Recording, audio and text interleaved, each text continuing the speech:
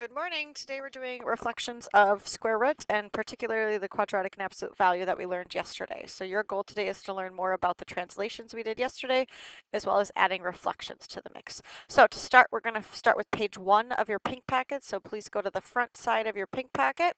We're going to finish the solving ones we didn't do. So what I first want to remind you of is yesterday we were graphing U-shapes when it was a square. All right, and the whole concept behind that is I want to find out when it's equal to a certain value. So think back to functions. If it's equal to a value, that means we knew the y value. And in this case, we have two x answers, okay? So that's our goal on this one, is we're going to get two answers. So to get rid of a square, we square root. So we're going to get x minus 8 because the square and the square root cancel. The square root of 9 is 3. We also have another option in that it could be negative. So if we look, it could be here, there's one option, or it could be here, there's another option, all right? The difference is we're not done solving this yet, so to get rid of the minus 8, we add 8. So one solution is 11, and one solution is 5. And if we wanted to check it, we could plug it in. 11 minus 8 is 3. 3 squared is 9. 5 minus 8 is negative 3. A negative number squared turns to a positive, so that gives me positive 9.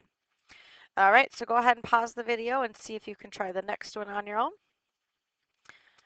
All right, so before we do anything on this next one, we have to get rid of any number that's outside of the parentheses. So in this case, we're going to get rid of that 2 by dividing. So I get x plus 5 squared equals 64. Then I'm going to undo the square by square rooting. The square and the square root cancel out, so I'm just left with x plus 5. The square root of 64 is two options. It could be 8 or it could be negative 8. So we have two equations here to solve. So we just finished by doing our normal, get rid of the plus 5 by minusing. So one option is 3. One option is negative 13. All right, let's go ahead and try that last one. We get rid of everything outside of the parentheses, so we're going to subtract 2 from both sides. I get x minus 3 squared equals 16. To get rid of the square, I square root.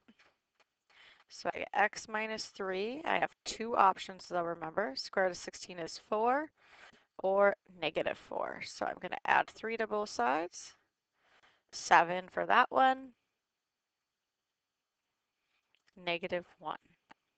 All right, go ahead and pause it to make sure you got all the work done on page 1, and then go ahead and flip to page 2. We're going to move on to solving absolute value equations.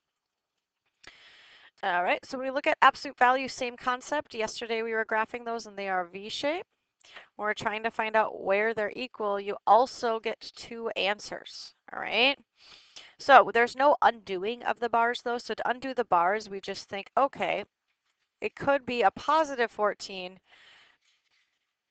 but since absolute value makes everything positive, it could have also been a negative 14 inside here. We don't know. So we're going to write it could be positive 14 or it could be negative 14. And just like we did before, we just solve this basic equation by getting x alone. So one option is 18 and one option is negative 10. And again, we can check our answer by plugging it in. 18 minus 4 is 14. The absolute value of positive is still positive. Negative 10 minus 4 is negative 14. The absolute value of that then changes it to positive 14. All right, I'm going to do this next one, then you're going to try the next one on your own. So remember, to get rid of the bars, there's no undoing, but we still have to get rid of everything that's outside the bars. So before we get rid of the bars even, we're going to get rid of that 2 by minusing it. So we get the absolute value of x plus 3 equals 6. And then we split it into our two equations. It could be positive 6 like it says, or it could have been negative 6. And then we solve both of those equations. So one option is 3. The other option is a negative 9. All right, go ahead and try the next one on your own. All right, hopefully you divided by 2 first. And then we get x minus 3, absolute value equals 5.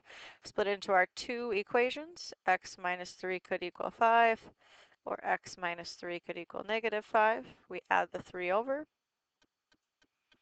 We get 8. Add the 3 over. We get negative 2. All right, now this last one's a quick one because it's kind of a trick question. Can the bars, excuse me, can the bars ever give you a negative as an answer? We're saying that if we take away the bars, it could be negative, but if we have the bars, it can never be a negative. So the answer to this one is no solution. And we can look at it graphically too. If I have just a normal V shape, there's no answers down here in the negative because it never equals a negative answer. So this one would be no solution. All right. So that wraps up yesterday. Let's move on to our new stuff by going to our pack page 3. We're on the square root function. So the equation is y equals square root. So we're going to take our normal values, negative 2, negative 1, 0, 1, 2, and we're going to apply the function to it by square rooting. So the square root of a negative doesn't exist, so there's no value for those ones, but the square root of 0 is 0, square root of 1 is 1. We're actually not going to use 2 because we don't know the square root, so we're going to change it to 4.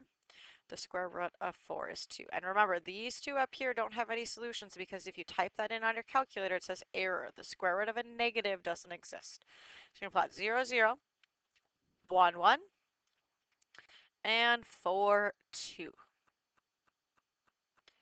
Oh, can I draw this in? And it's kind of, I call it a swimmer's arm. It's just a little arc or a swish. So that's going to be our parent function or our standard function for the square root. So anytime you see the square root, you're going to go over 1, up 1, and over 4, up 2 to get your key points. All right. So go ahead and try these three on your own. Same thing works. If it's inside with the x, it goes right and left. If it's outside, it goes up and down. So this 4 is outside, so it's going down 4. So we go down 1, 2, 3, 4. Again, over 1, up 1. Over 4, up 2 for my points. This 3 is inside, so it's going left 3. So I go 1, 2, 3. Over 1, up 1. Over 4, up 2 to get my points, and I draw my arm in. And this one is going right 2, up 1. So right 2, up 1 is my starting point. Over 1, up 1. Over 4, up 2, and I draw my swimmer's arm. All right, so now pause the video and see if you can write these equations. So these are all going to be the square root function. So this one's going left 1, 2, 3, 4, up 3. So inside is going to be a plus 4 because it went left. Outside is going to be a plus 3 because it went down, or up, excuse me. This one goes right 1 and down 2. So inside is going to be a minus 1. Outside is going to be a minus 2. If it makes you feel better for inside, you're more than welcome to put parentheses here if needed. And the last one, it goes left 1, 2, 3, 4, 5, and down 3. So it's going to be x plus 5 minus 3. All right, so that's the basic square root function. Now we're going to look at reflections, okay? So a reflection is a transformation that flips or reflects it, okay? There's my eraser. Oh, it's a new picture. So it reflects or flips the graph across a line, creating a mirror image. So we're going to be reflecting over two things. We're going to either reflect over the x-axis or the y-axis.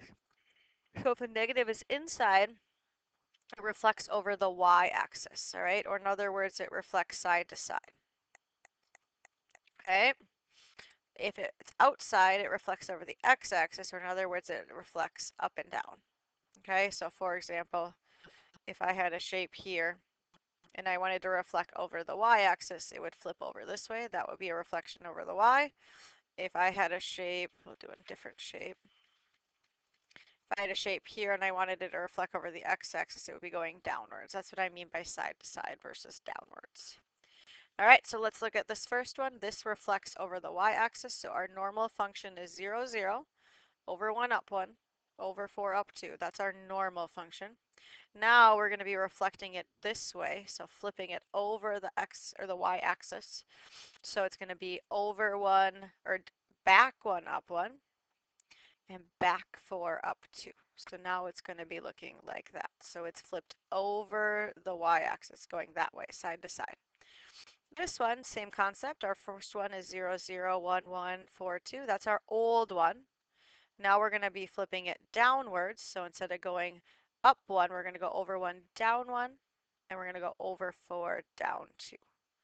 So that's our new function. Oops, I missed the point. But so really, if you kind of make a little sketch, this is our normal root x. This is negative on the inside. This is negative on the outside. And we can do it this way too. This is the double reflection, so you could reflect over both. That means it'd be going the exact opposite direction of the original. Go ahead and make sure you write that down if you need it. That's a really crappy negative, but just don't mind that. All right, so let's start with doing some reflections now. We already know that that means it goes up 4. This reflects the x-axis. So let's make a note that it reflects the x, which means it's reflecting up and down. Or excuse me, it's reflecting downwards. So we're going to go up 4, 1, 2, 3, 4. Now our normal one, remember, goes upwards. Since it's reflecting the x-axis, it's going to go over 1, down 1, over 4, down 2. So it's still starting in the same spot. It's just going a different direction. So instead of it going up like this, it's just flipping downwards. All right, so this one goes right 2. We already know that, so I'm going to go right 2 to my starting dot. The difference is instead of it going like this is reflecting over the y-axis, so it's reflecting side to side. So I go back 1, up 1, back 4, up 2. And that's my new square root. All right, and I'm going to do one more. This one is a double reflection. It reflects the x and the y-axis. So it's going to be going, normally it goes like this. It's going to be going completely different. So over 1, down 1, over 4, down 2. All right, so go ahead and try the next 3 on your own.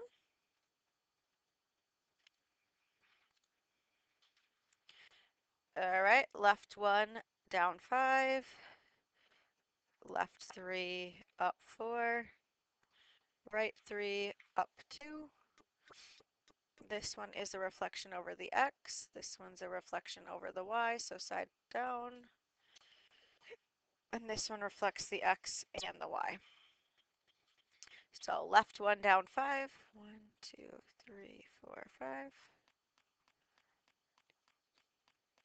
And it's going to be going in the downwards direction, so over 1, down 1, over 4, down 2. This one's going to be going left 3, up 4. See? And this one's going backwards, so back 1, up 1, back 4, up 2. It's going a little bit off our graph, so I'm just going to plot it over there. This one's going right 3, up 2. Going over 1, up 1.